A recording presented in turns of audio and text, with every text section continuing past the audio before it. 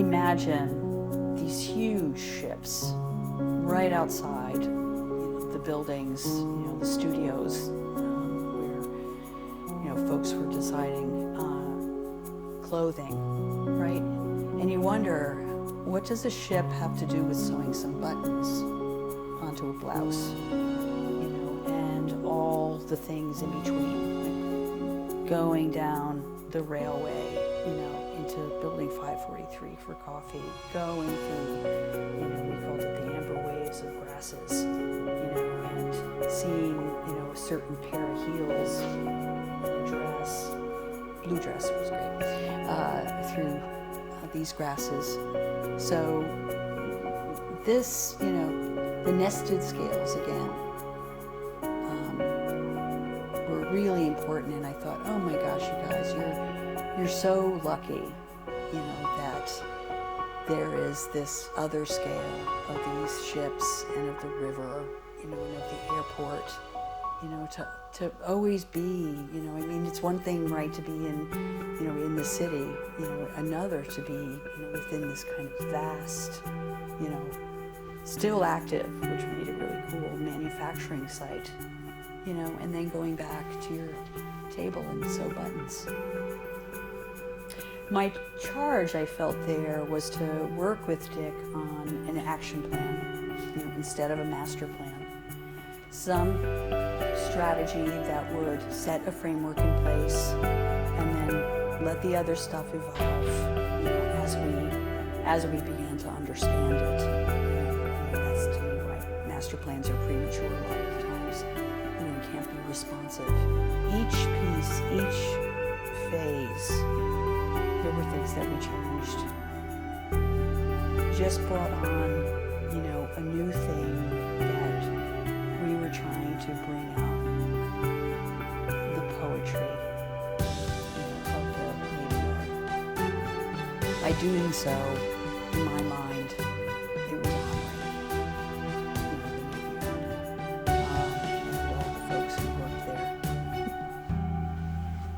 When we arrived at the site, it had this black skim coat of asphalt. So, we're like, wait a second, where are all these beautiful arabesque, rail lines that just look too sexy, too good to be true? And I realized, because I've been looking at things, that I know how to read cracks in asphalt. I get a badge for that.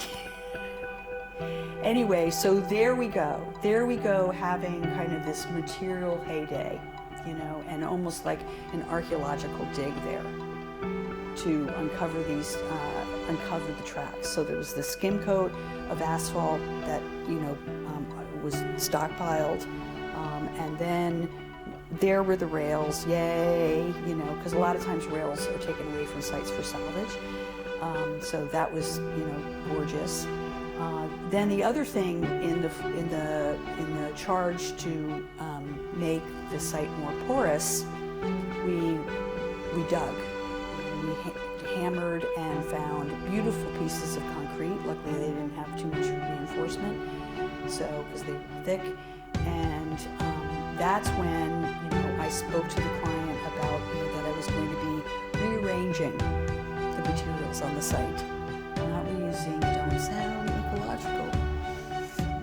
I learned not to say that to Dick, so just that I'm rearranging. So yeah, off we went. With Barney Rubble, the big chunks, Betty Rubble, the combination, the calico, I always called it, of brick, asphalt, and concrete. The asphalt was actually Bam Bam.